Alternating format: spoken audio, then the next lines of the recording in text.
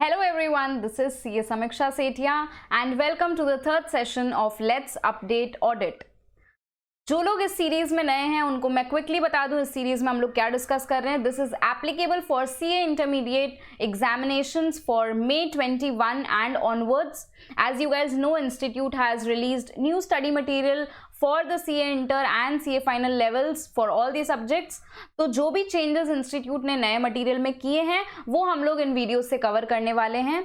So all those students who had earlier referred and prepared using the old study material, now there's no need कि आप पूरा नया study material को फिर से रेफर करो. You can just update yourself using these let's update video series of CA Inter audit.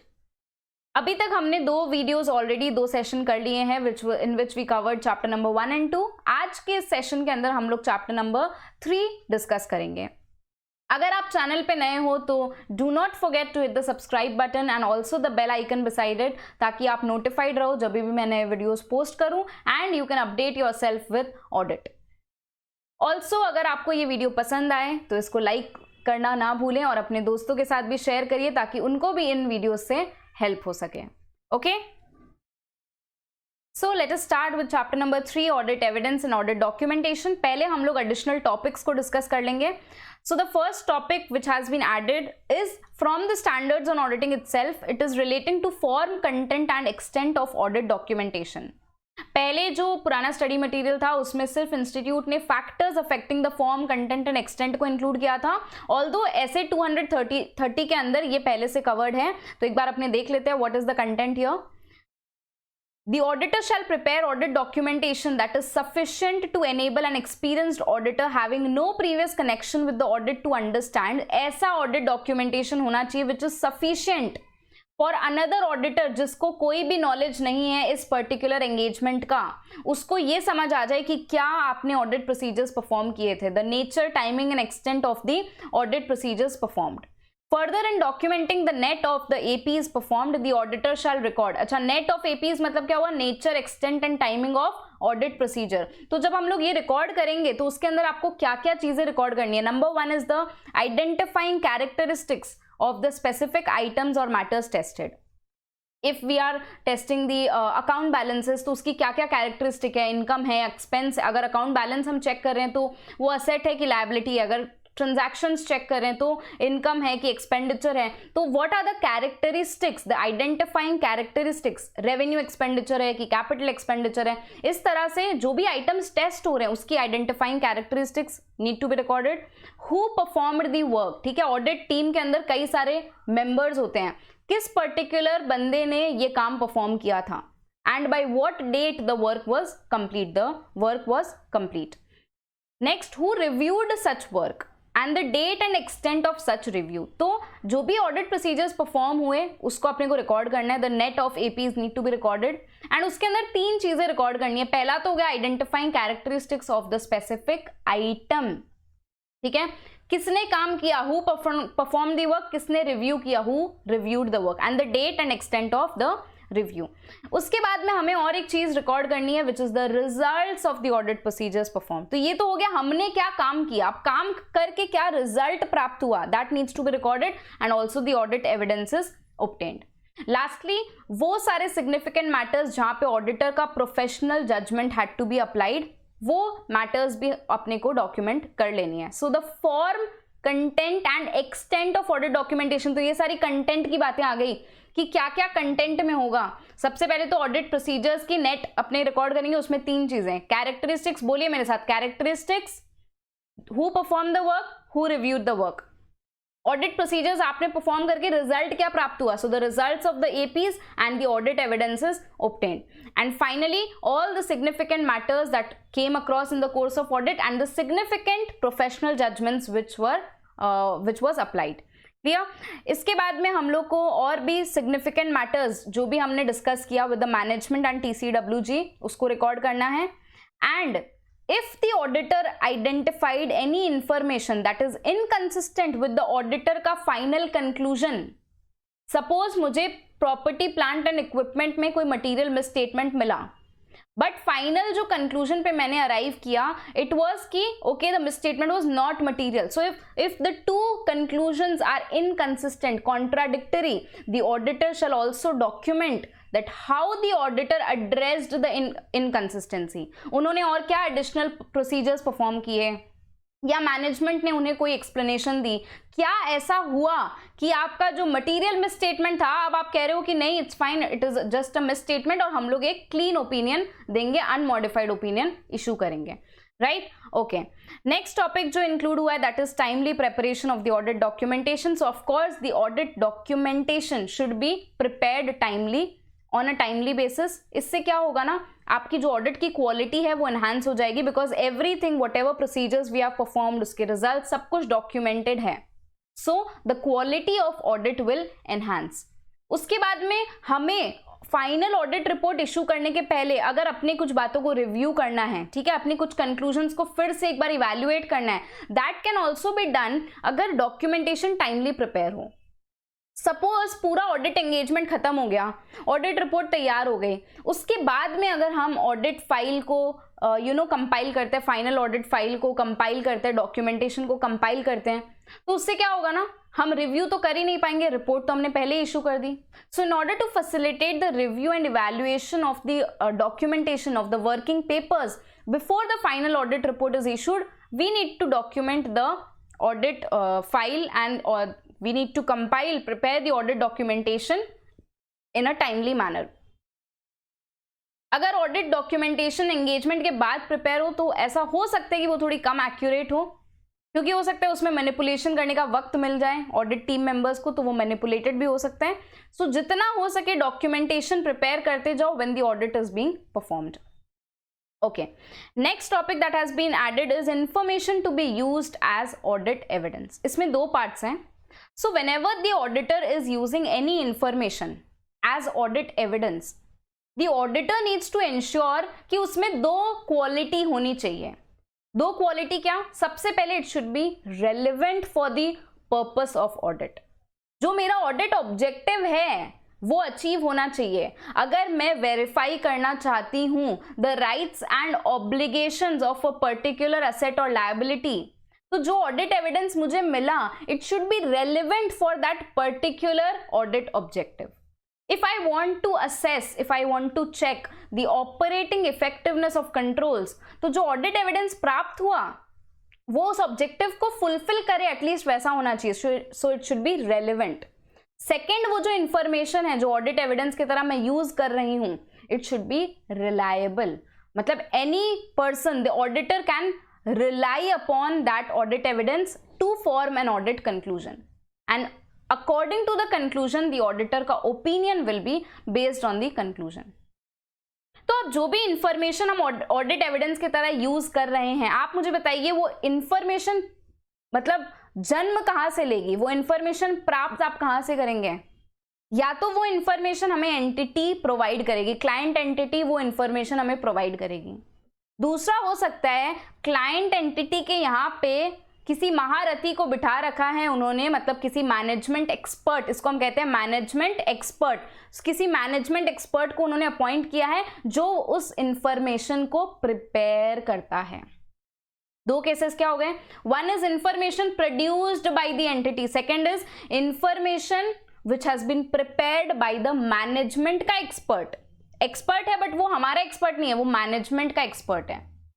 So if we are using any information as audit evidence which is coming from the management का expert, तीन चीजें auditor को consider करनी है. तीन चीजें क्या? सबसे पहला तो वो जो मैनेजमेंट ने एक्सपर्ट बिठा रखा है, क्या वो केपेबल, कॉम्पिटेंट है?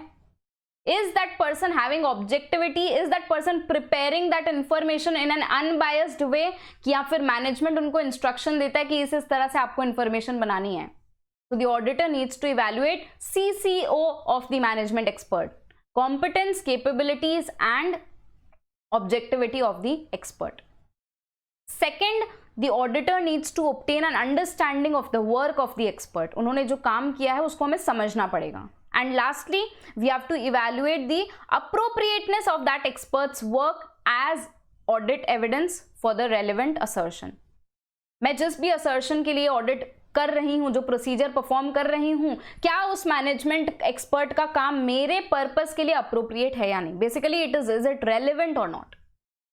क्लियर. तो 3 बातें क्या हो गई. सीसीओ इवैल्यूएट करो, उनके काम को समझो और उनका काम हमारे लिए काम का है या नहीं है, मतलब उनका काम हमारे लिए अप्रोप्रिएट है या नहीं है. राइट.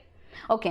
नेक्स्ट, अगर हम वो इंफॉर्मेशन को यूज कर रहे हैं as audit evidence which is being produced by the entity, again we need to check 2 things. Number 1, whatever information has been provided by the entity, ठीक है, is it accurate or not, is it accurate and appropriate or not. appropriate यानी क्या, appropriateness कैसे check करेंगे, complete है या नहीं, information जो दी गई है वो completely प्रोवाइड की गई है या नहीं की गई है. से फॉर एग्जाम्पल उन्होंने एक डेप्रिसिएशन शेड्यूल आपको प्रोवाइड किया, तो अब डेप्रिसिएशन की कैलकुलेशन एक्यूरेट है या नहीं ये देखेंगे, अगर उसको हम एविडेंस की तरह यूज करते हैं. सेकेंड, वो कंप्लीटली प्रिपेयर्ड है या नहीं, सारे assets whichever depreciable assets are there सबके ऊपर डेप्रिसिएशन हैज बीन चार्ज्ड और not, is it complete in all respects और नॉट.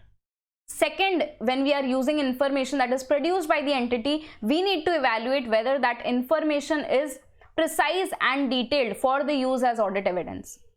जितना to the point और जितना detailed होना चाहिए उतना है कि नहीं है. Clear? Okay. Next topic is inconsistency or doubts over the reliability of audit evidence. So if auditor has obtained any audit evidence, जैसे सपोज मुझे ट्रेड रिसीवेबल्स का बैलेंस को चेक करना है, ठीक है, उसके लिए एक एविडेंस जो मैंने प्राप्त किया, एक ऑडिट एविडेंस जो मैंने प्राप्त किया, that was the ledger balance of the debtors according to the sales that were made and according to the receipts that were received. उसके हिसाब से कैलकुलेट करके एक डेटर का बैलेंस आ रहा है. दूसरा एविडेंस जो मुझे मिला that was from external confirmation from the debtor. मैंने उनको कंफर्मेशन भेजा डेटर को, उन्होंने कंफर्म किया अपने बैलेंस के अमाउंट को. Now if these two evidences, these two are for the same assertion, that is the valuation assertion, right?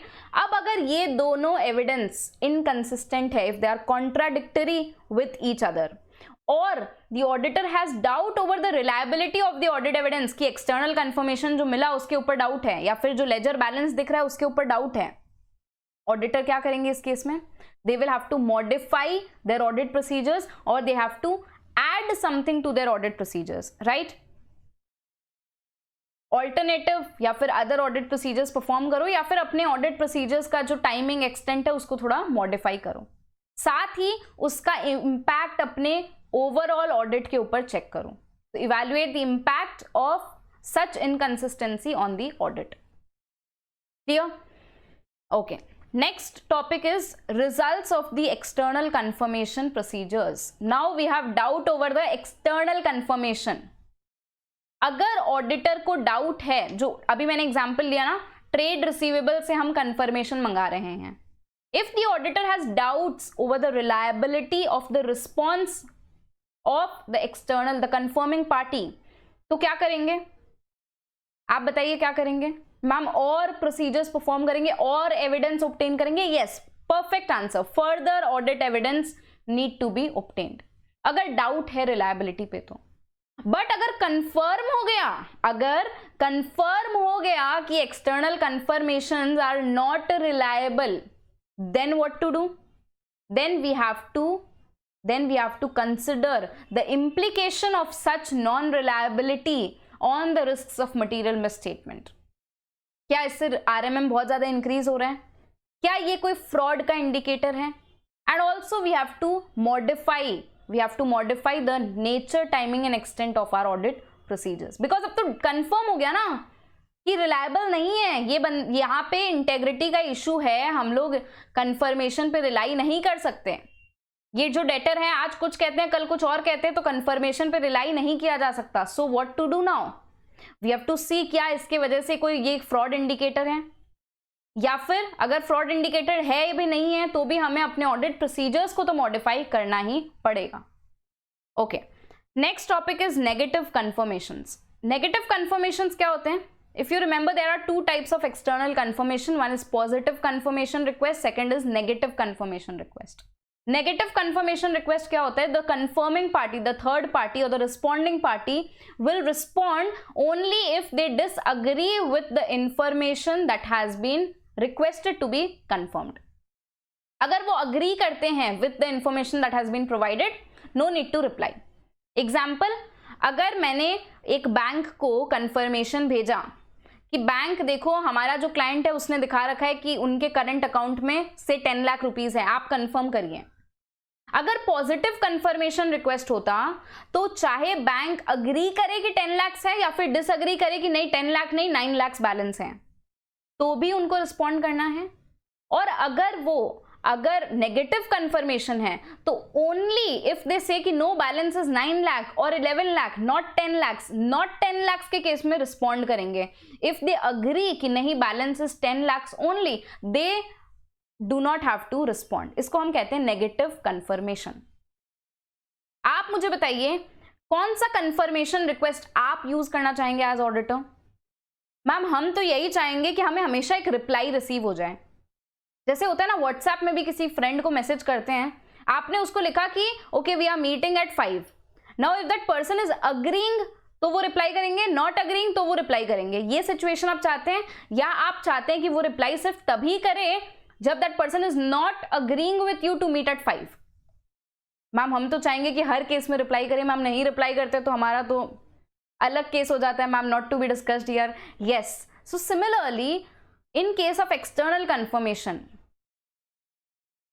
positive confirmation request provides more persuasive audit evidence and negative confirmations provide less persuasive audit evidence. तो ma'am ऐसा करते हैं ना कि negative को कभी use ही नहीं करेंगे. नहीं, ऐसा नहीं है. Negative confirmations are also useful at places, but auditors should be very careful when using the negative confirmation. कब उनको नेगेटिव कंफर्मेशन यूज करना चाहिए? This I think is an important question for your examination. इसको mark करेंगे. देखो मैं कह रही हूं, मुझे अंदर से इंट्यूशन आता है कि ये इंपॉर्टेंट हो सकता है, because I like the question. May be कि ऐसा नहीं हो, बट फिर भी आप इसको थोड़ा सा अच्छे से पढ़ेंगे, बिकॉज मैंने कह दिया कि मुझे फीलिंग आ रही है कि ये इंपॉर्टेंट है. चलिए, वैसे सारी टॉपिक्स इंपॉर्टेंट हैं, बट स्टिल ये वाला क्वेश्चन एग्जाम में पूछा जा सकता है, बिकॉज 4 पॉइंट्स 4 मार्क्स के लिए easily they can ask. So the auditor, यहां से पढ़ेंगे, the auditor shall not use negative confirmation requests as the sole substantive audit procedure to address and assessed RMM at the assertion level unless all of the following are present. तो अगर ये 4 condition satisfy हो जाती है, नीचे दी गई 4 condition, तो आप नेगेटिव कंफर्मेशन को यूज कर सकते हैं as the only substantive audit procedure for a relevant assertion. क्या 4 पॉइंट्स है मैम? अगर आपने RMM जो है उस पर्टिकुलर आइटम के लिए RMM असेस्ड इज लो, ठीक है, so the auditor has assessed the RMM as low and has obtained SAAE regarding the operating effectiveness of controls relevant for the assertion.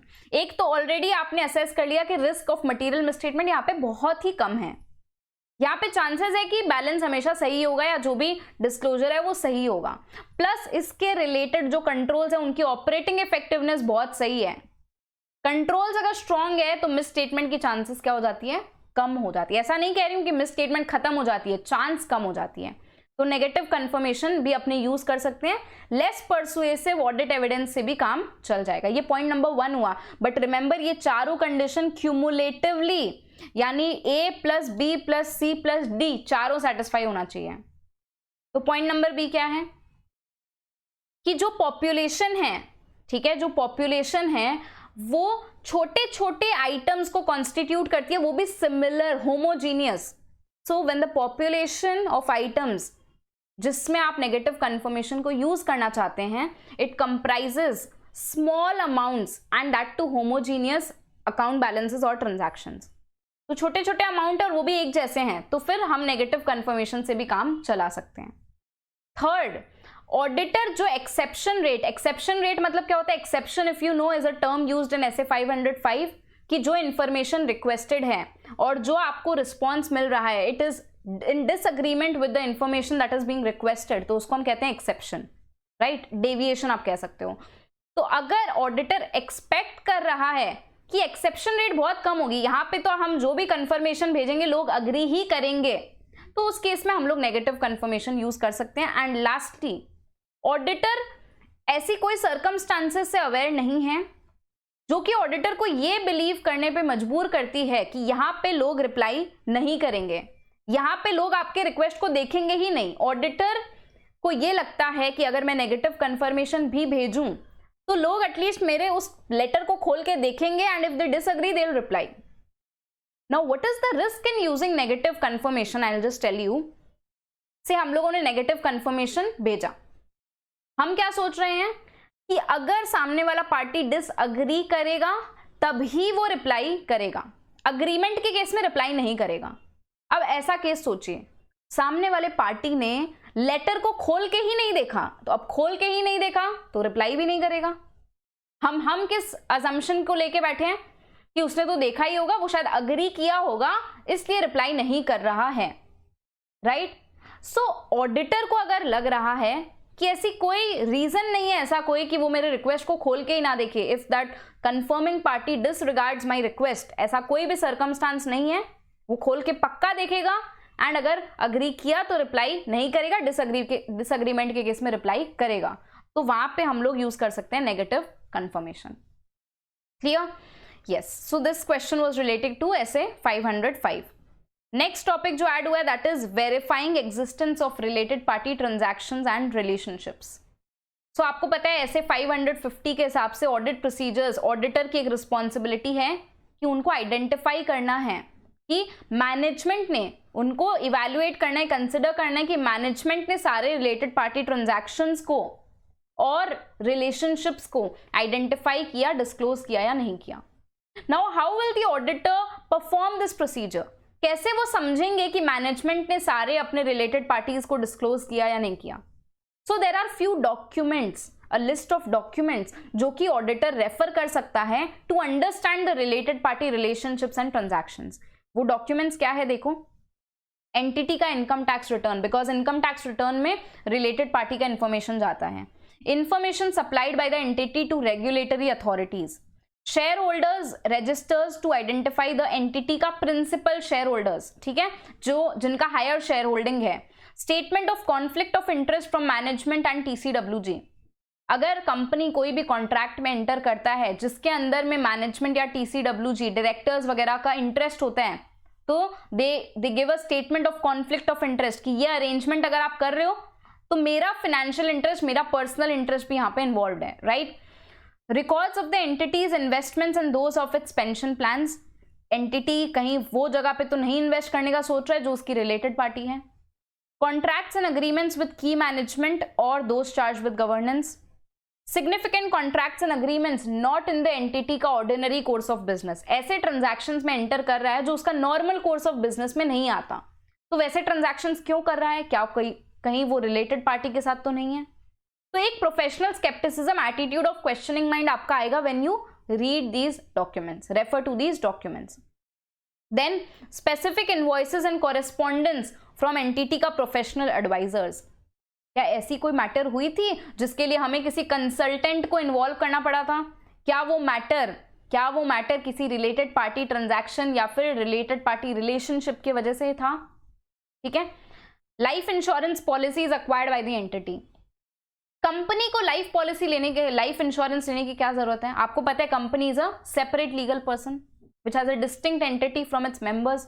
तो आप एज अ कंपनी आपको life insurance policy क्यों लेनी है? KMPs की लो चलो समझ में आता है, बट अदर देन दैट अगर कंपनी लाइफ इंश्योरेंस पॉलिसीज ले रहा है तो क्या वो लोग जिनकी लाइफ इंश्योरेंस पॉलिसी ली जा रही है क्या वो लोग कंपनी से रिलेटेड हैं?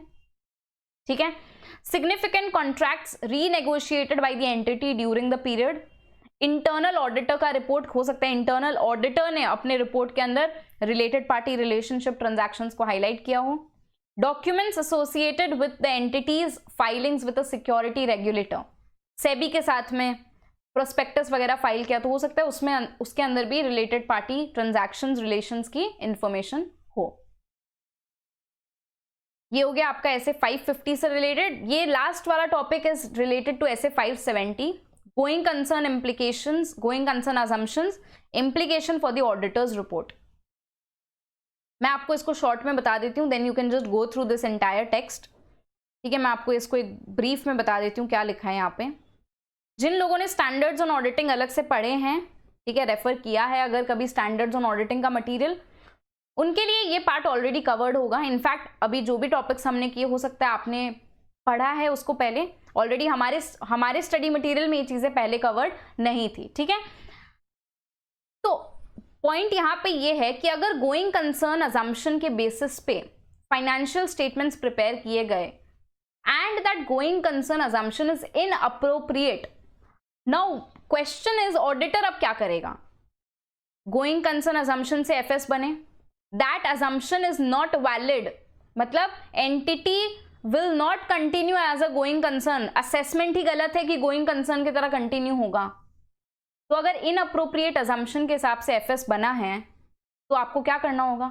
आपको अपना एक रिपोर्ट जो है एडवर्स रिपोर्ट इशू करना पड़ेगा, एडवर्स ओपिनियन इशू करना पड़ेगा, because going concern is a very fundamental, आपको पता है ना 3 फंडामेंटल अकाउंटिंग अजम्पशंस हैं, consistency, accrual and going concern.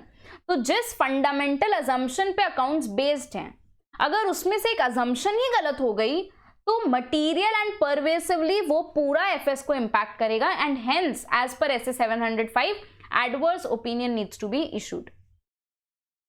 But एक सेकेंड केस भी होता है, गोइंग कंसर्न अजम्पशन इनअप्रोप्रिएट है, मैनेजमेंट ने गोइंग कंसर्न के बेसिस पे एफएस नहीं बनाए, दे इलेक्टेड और they selected a different principle, a different assumption upon which the according to which the FS are being prepared। ठीक है, एक दूसरा accounting principle, basis of accounting उन्होंने सिलेक्ट किया, तो ऑडिटर क्या करेगा? उस केस में आपको अनमॉडिफाइड ओपिनियन आप दे सकते हो, क्योंकि अगर वो बेसिस ही नहीं फॉलो किया गया, फाइनेंशियल स्टेटमेंट्स गोइंग कंसर्न पे होते तो हिस्टोरिकल कॉस्ट पे बनते हैं, सपोज गोइंग कंसर्न अप्रोप्रिएट नहीं है तो मैनेजमेंट ने डिसाइड किया चलो रियलाइजेबल वैल्यू पे सारे असेट्स लायबिलिटीज को हम शो करेंगे, बिकॉज फ्यूचर का कोई भरोसा नहीं है, आज जो वैल्यू मिलता है उसी के ऊपर अपना फाइनेंशियल जो वर्थ है हम लोग का वही है। क्लियर? तो अगर रियलाइजेबल वैल्यूज के बेसिस पे फाइनेंशियल स्टेटमेंट्स प्रिपेयर्ड हैं तो अब आपको अनमॉडिफाइड ओपिनियन तो देने की जरूरत नहीं है। हाँ, हम लोग एक emphasis of matter paragraph add करेंगे कि देखो fundamental accounting assumption not being followed, इसका डिस्क्लोजर भी मैनेजमेंट ने फाइनेंशियल स्टेटमेंट्स में दे रखा है, and they have prepared their FS according to the realisable value approach. ठीक है, तो यहाँ पे unmodified opinion, if that financial reporting, if that basis of accounting is acceptable, तब तो ऑडिटर अनमॉडिफाइड ओपिनियन देके एक ईओएम पैराग्राफ को ऐड कर सकते हैं। ठीक है, ये हो गया पहला circumstances when the use of going concern assumption is inappropriate. Second case आते हैं, use of going concern assumption is appropriate. ठीक है, अभी के लिए it is appropriate, but there is also a material uncertainty which casts a doubt on the entity का ability to continue as a going concern. अभी के लिए तो गोइंग कंसर्न अजम्पशन ठीक है नेक्स्ट 1 ईयर तक, but there is a material uncertainty कि future में एंटिटी गोइंग कंसर्न की तरह चल पाएगा या नहीं चल पाएगा। तो अभी के फाइनेंशियल स्टेटमेंट्स तो ठीक ही हैं, तो उसके ऊपर कैसी ओपिनियन देंगे? इसमें 2 केसेस अराइज होते हैं। अगर उस मटीरियल अनसर्टेनिटी का डिस्क्लोजर मैनेजमेंट ने एफएस में दे रखा है, सेकेंड केस डिस्क्लोजर नहीं दे रखा है। अगर उस मटीरियल अनसर्टेनिटी का डिस्क्लोजर दे रखा है मैनेजमेंट ने, तो हम लोग कैसी ओपिनियन देंगे? हम लोग डेफिनेटली अनमॉडिफाइड ओपिनियन देंगे, बिकॉज मैनेजमेंट ने कुछ गलती करी नहीं है। ठीक है, फाइनेंशियल स्टेटमेंट तो true and fair view show कर रहे हैं, फ्री फ्रॉम मटीरियल मिसस्टेटमेंट है, बट यस वो मटीरियल अनसर्टेनिटी यूजर्स के लिए बहुत इंपॉर्टेंट है, तो ऑडिटर उसको हाईलाइट करेगा इन अ सेपरेट सेक्शन, जो कि ऑडिट रिपोर्ट में आप लोगों ने पढ़ा है, material uncertainty relating to going concern assumption. If you remember the 2 VIP elements, CAM and going concern paragraph, तो गोइंग कंसर्न पैराग्राफ कब आएगा? जब ये वाला सिचुएशन होगा कि there is a material uncertainty relating to going concern assumption but properly disclosed in the FS. Second case, material uncertainty है relating to going concern assumption और उसका डिस्क्लोजर भी नहीं है, तब तो कैसी ओपिनियन देंगे भैया? ओपिनियन को मॉडिफाई करना ही पड़ेगा। मॉडिफाई मतलब क्या, सीधा एडवर्स दे दोगे क्या? नहीं मैम, यहाँ पे हम लोग पहले देखेंगे वो दो पैरामीटर्स को. कौन से दो parameters ma'am? Materiality and pervasiveness को. ठीक है, materiality and pervasiveness, whether the effect of this misstatement is material and pervasive or not. अगर material and pervasive तो adverse, material but not pervasive तो अपने देंगे qualified opinion. तो ऐसे 705 को फॉलो करेंगे. और जो basis for qualified, basis for modified opinion section होगा, basis for qualified भी हो सकता है, adverse भी हो सकता है, depending कौन सी opinion दे रहे हैं, उसमें हम लोग इस material uncertainty को रेफर कर देंगे. बात आपकी समझ में आ गई? यस मैम, क्लियर हो गया सब कुछ. चलिए अभी हम लोग आते हैं एग्जाम्पल्स एंड केस स्टडीज के अंदर. सिंपल एग्जाम्पल्स है, काफी क्विकली देखेंगे. First is relating to purpose of audit documentation. A new team member of the auditors of Extremely Vibrant Limited was of the view that audit documentation does not help in planning the audit of any company. Explain whether audit documentation has any relation with regard to planning the audit of a company. Definitely audit documentation अगर है तो it helps in planning the audit in a proper manner और effectively audit conduct भी हो सकती है. Next illustration देखो. While auditing the books of accounts of Very Careful Limited for the financial year 2021, a team member of the auditors of Very Careful Limited was of the view that with regard to audit of the company, no relation exists between audit file and audit documentation. Explain the relationship between audit file and audit documentation. तो audit file होता क्या है? Audit file is nothing but the collection of the audit documentation. The audit documentation is compiled in the form of a audit file. So audit file is defined as one or more folders or other storage media in physical electronic form containing the records that comprise the audit documentation for a specific engagement. The auditor shall assemble the audit documentation in an audit file and complete the administrative process of assembling the final audit file on a timely basis after the date of the auditor's report. Clear? चलो next illustration देखो. Ownership of audit documentation. A director of Very Different Limited was of the view that audit documentation of a company is the property of that company. Comment on the contention of the director regarding the audit documentation of the company. Audit documentation क्या director का property है, company का property है? No, it is the property of the auditor. Next, relation between audit evidence and audit opinion. The auditor of Fresh and Well Limited explained to the audit team members about the relationship between audit evidence and opinion of auditor. Explain what relationship exists between audit evidence and audit opinion. तो audit evidence और audit opinion linked कैसे हैं? Audit evidence होता क्या है? Audit evidence is information upon which the auditor का opinion is based. So based on the audit evidence, the auditor arrives at various audit conclusions. And based on the audit conclusions, the final audit opinion is formed. So hence audit evidence and audit opinion are related. Next देखो, sufficiency and appropriateness of audit evidence के ऊपर है.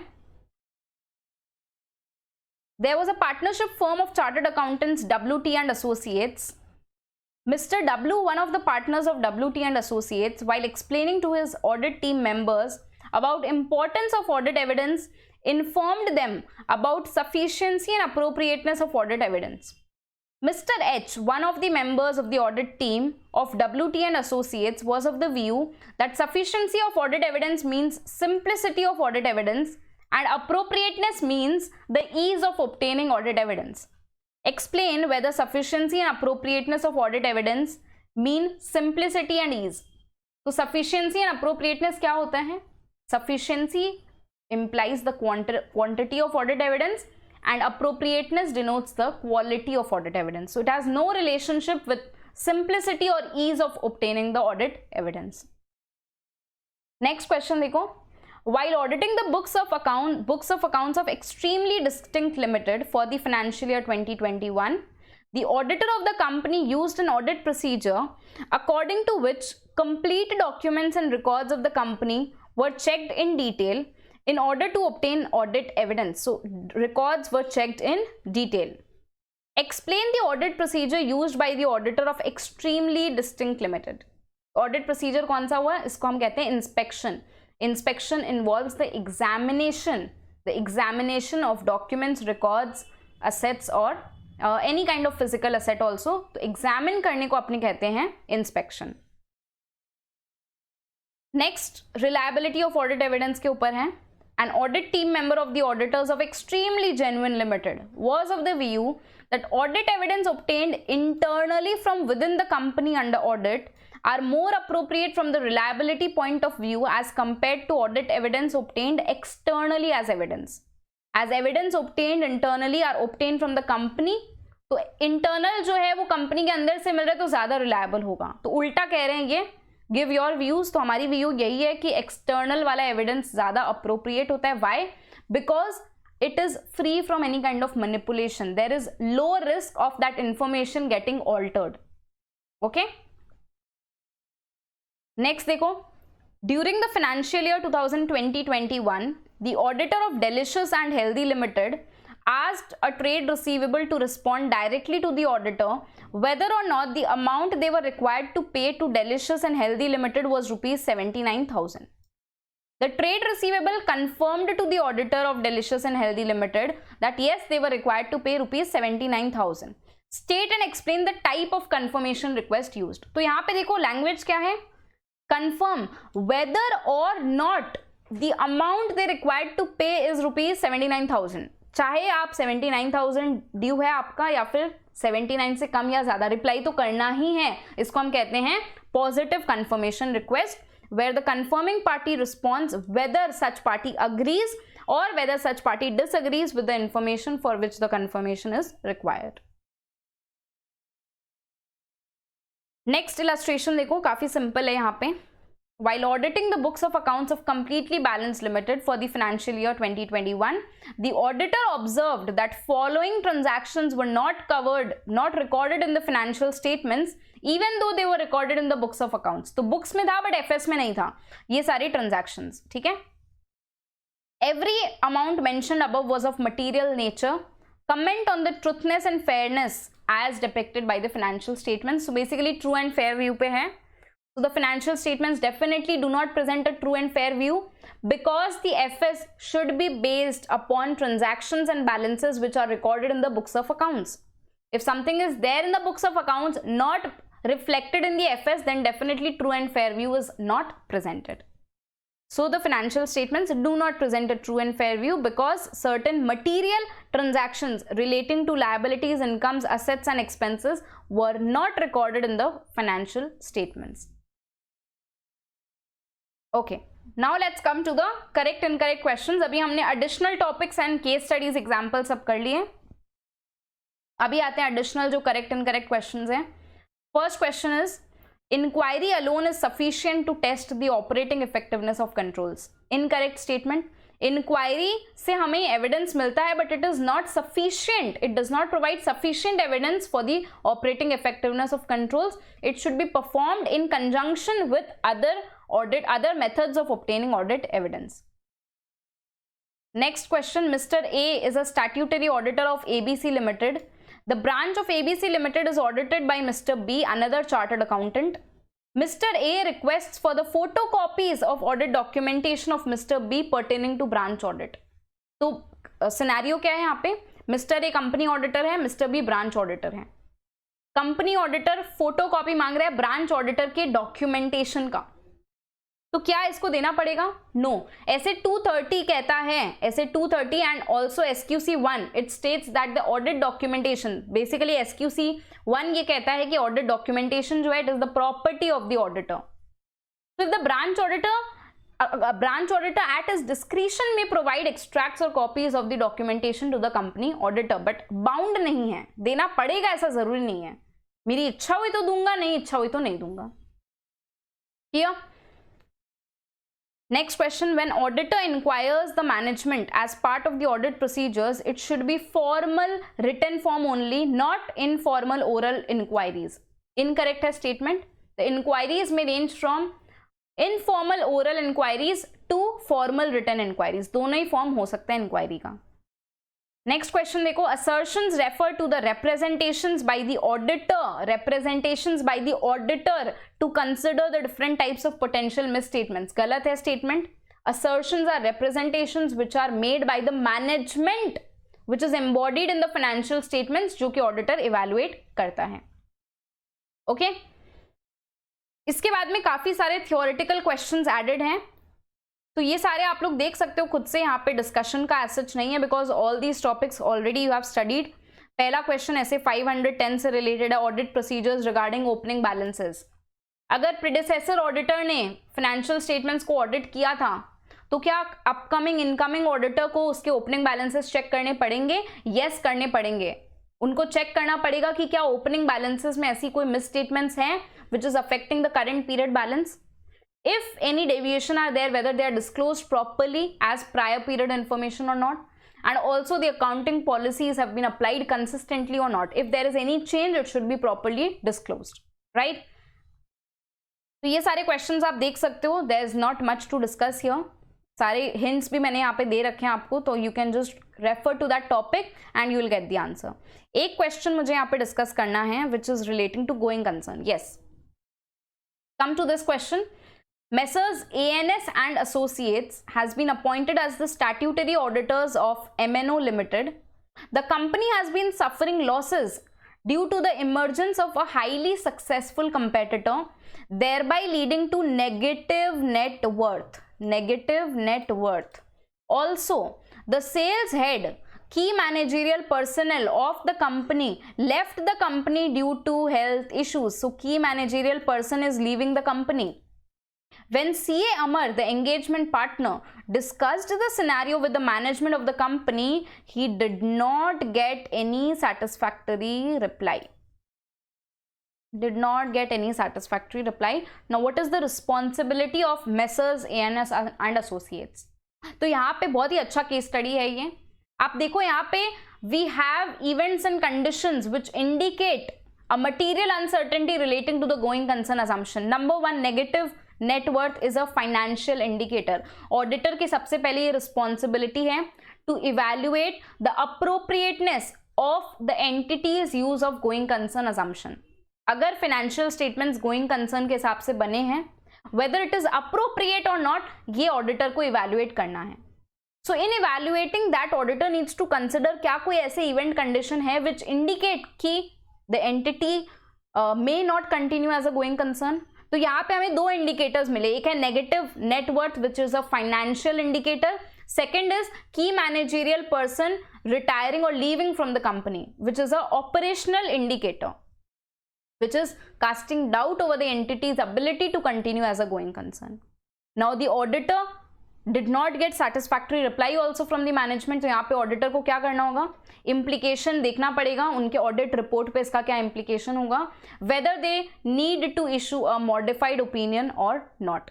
अगर financial statements में ये चीज disclosed है कि there is a material uncertainty, तो हम लोग अनमॉडिफाइड ओपिनियन देंगे और उसको मटीरियल अनसर्टेनिटी पैराग्राफ में हाईलाइट करेंगे. अदरवाइज अगर डिस्क्लोज नहीं है तो हम लोग मॉडिफाइड ओपिनियन देंगे, क्वालिफाइड और एडवर्स एज पर एस 705 और basis for qualified adverse opinion में इसको मेंशन करेंगे. सो this was a good question which was there. बाकी सारे क्वेश्चन सिंपल है, you can just refer to the answers. Alright, so यहाँ हमने पूरा चैप्टर नंबर 3 के जो डिफरेंशियल पोर्शन को कवर कर लिया है. नेक्स्ट वीडियो के अंदर में नेक्स्ट सेशन में हम लोग चैप्टर नंबर 4 को डिस्कस करेंगे. So stay tuned with these videos because बहुत इंपॉर्टेंट है अपने आप को अपडेट करना अगर आपने पुराने स्टडी मटेरियल को रेफर किया है. ठीक है, अगर आपको कोई भी डाउट है अभी तक मैंने जो भी पढ़ाया उसमें, so you can post down in the comment section below and I'll definitely get back to you. Thank you so much for watching everyone. God bless you all.